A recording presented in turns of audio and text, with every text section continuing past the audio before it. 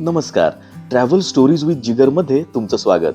कुंभवड्याच्या माझ्या या ट्रिपमध्ये मी राहिलो होतो जंगलाच्या मधोमध असलेल्या मनोरमा वाइल्डरनेसमध्ये.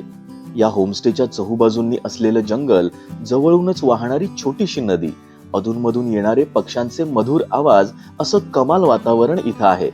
राहण्याची आणि जेवणाची साधीशी पण उत्तम सोय आहे. माझ्यासारख्या पक्षी मित्रासाठी तर ही जागा म्हणजे पर्वणीच. इथं केलेल्या मॉर्निंग आणि नाईट ट्रेलमध्ये विविध प्रकारचे पक्षी मी बघितले. त्याची माहिती आपल्या युट्यूबवरच्या व्हिडिओमध्ये आहे.